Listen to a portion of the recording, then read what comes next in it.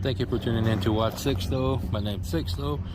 Today is a review on this beautiful vintage Belair automatic, shock resistant, also Swiss, well, not Swiss made. I'll explain about the shotgun in a bit, or actually the shotgun shell to be precise. It's a spent shell, it's empty. Let's see, nothing in there. So, on this watch, it's called the Belair. It was created by Ernest Grunwald. He was born in 1914 in Germany, and by 1933, Hitler invaded his homeland, his country. Then before anything could happen to him, he left Germany and went to Italy at the same year, and there he was studying how to be learning Italian and studying medicine.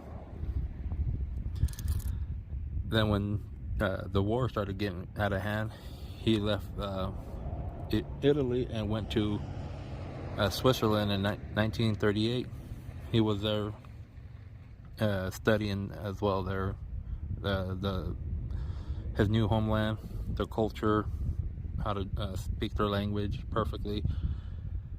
And by 1941, he left, or he left in the 40s. He landed in the United States in 41. To be precise, in New York, where the company still is to this day in Lakewood, New Jersey. By 43 to 44, he got drafted and to fight for the U.S. And he went back to, oddly enough, back to Italy to go help out there and combat. Then he was there for about 5 years in the army. Then he left. He left in 1946 to the force. He went and did his little thing for a bit. Then he found his wife, Estelle, the same year when the same year that he left the armed service. He married her by the late 50s, and her father was a manufacturer, had his own version of a micro brand back then. The company was called J. Calibran. It was a watch company. They also just were a watch distributor for Eneker. You guys may have heard of them. And so he was working with them for a while. Then he decided to branch out on his own by keeping the assisted help and family. Why go out venture on your own and try to find all the parts, since the parts were literally that close by, like the shotgun shell, how it is close by for me. So he went out. He started doing his own business inside his father-in-law's business. That's where he created the Belair line. Back then, they were ahead of the time, having everything all imported from Switzerland, like every other watch brand. He created this watch. Had all the materials shipped to him. This H-style bracelet. You can see it has mini micro adjust. So he was doing that.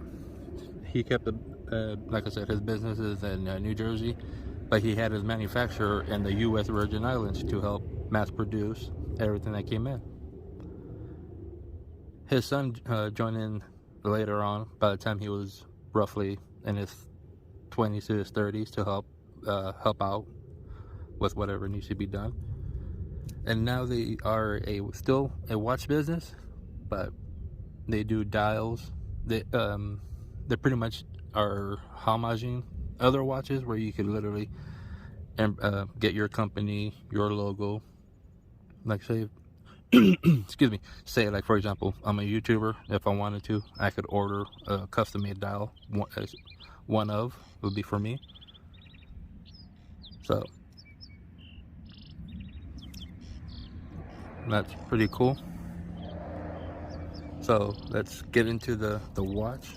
It's solid stainless steel, Swiss imported parts with the Swiss ETA movement inside.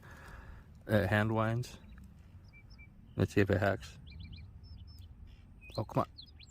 Fat fingers. It does not hack. So you obviously pull, push, crown. One pull to change the day, and the day final pull to set the time. Since this bracelet is literally all sticking out, all metal, so from the time I was measuring it, these could drop down, but now they decided to be a pain in the butt. So I had this roughly from, well, let's go from here to here. So this will be like roughly a 55, but here is at a 50. The case diameter is at a 37 with 40 with the crown. It's 12 millimeters thick with the mineral crystal. So like I said, it's a Swiss made, integrate. It was pretty much like a nice little bracelet, like a fixated bracelet. You can't really change it unless you modify the watch itself or modify the strap you get. It's on a stamp deployment, just a push. A lot of micro adjusts to get the right fit. And right now I am, let's see if I can pan out. Right now I'm wearing my Orient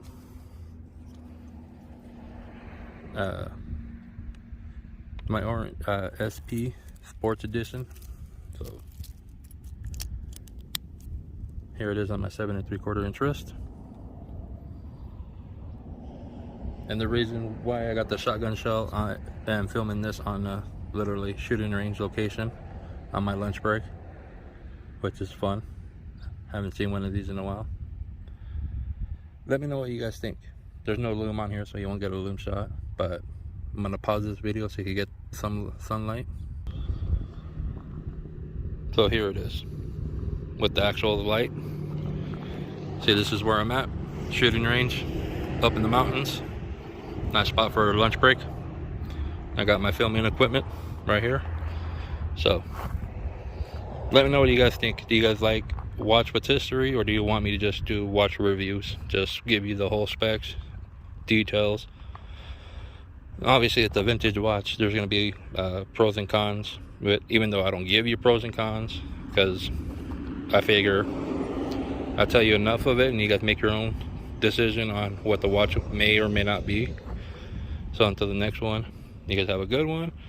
See, I got my notes, my little script for this one. Till the next one, you guys are awesome.